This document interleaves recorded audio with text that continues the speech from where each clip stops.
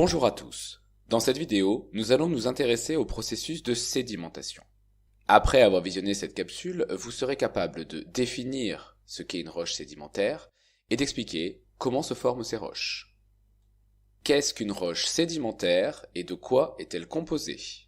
Une roche sédimentaire est une roche formée à partir de sédiments qui se sont transformés progressivement au cours de leur enfouissement en profondeur. Il existe plusieurs types de roches sédimentaires, mais les plus fréquentes sont les roches détritiques qui représentent environ 85% des roches sédimentaires sur Terre. Une roche sédimentaire détritique est composée de deux parties. D'une part, on va trouver des débris et particules issus de l'altération et de l'érosion et qui ont été transportés jusqu'au lieu de formation. Et d'autre part, on trouve un ciment qui relie les différentes particules minérales entre elles. En fonction des apports, les débris peuvent être de taille et de nature différentes.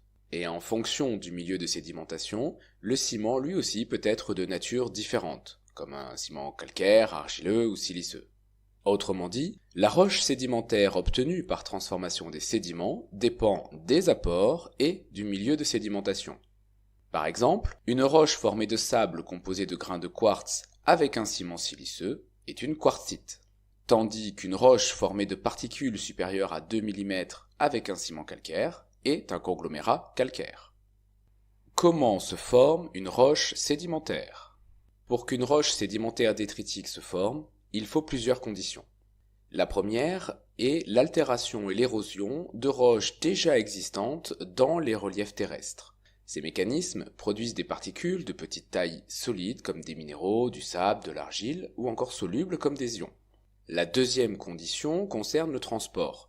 Les particules vont être transportées depuis leur lieu de formation jusqu'au milieu de dépôt par des agents comme l'eau, le vent ou la glace. La troisième condition est la sédimentation. En effet, dans le milieu de dépôt, les particules vont sédimenter, c'est-à-dire se déposer progressivement au fond d'un bassin de sédimentation. Ces premières étapes vont se répéter de nombreuses fois et ainsi conduire à la formation de sédiments au fond des bassins de sédimentation. Cette accumulation provoque un enfouissement progressif des sédiments. Et au cours de leur enfouissement, ils subissent la diagénèse, c'est-à-dire leur transformation en roches sédimentaires. La diagénèse englobe deux processus majeurs, la compaction et la cimentation. Sous l'effet de l'enfouissement en profondeur, la pression augmente et les sédiments vont se compacter. L'eau contenue dans les pores, c'est-à-dire les espaces entre les particules, va être expulsée. La compaction conduit ainsi à une diminution du volume et à une augmentation de la densité des sédiments. La cimentation correspond à la formation d'un ciment entre les différentes particules. Ce ciment est composé de cristaux qui vont se former dans les pores jusqu'à lier tous les grains entre eux. À l'issue de ces deux processus de compaction et de cimentation, on obtient ainsi une roche sédimentaire détritique dans laquelle tous les grains sont pris dans un ciment solide.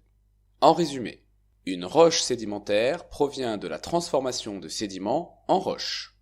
Les roches détritiques sont les roches sédimentaires les plus fréquentes sur Terre. Une roche détritique est composée de particules minérales liées par un ciment. Le type de roche obtenue dépend des apports et du milieu de sédimentation. Les roches détritiques se forment à l'issue d'un processus en 4 étapes: altération-érosion, transport, sédimentation et diagénèse. Enfin, la diagénèse est le processus de transformation des sédiments en roches sédimentaires.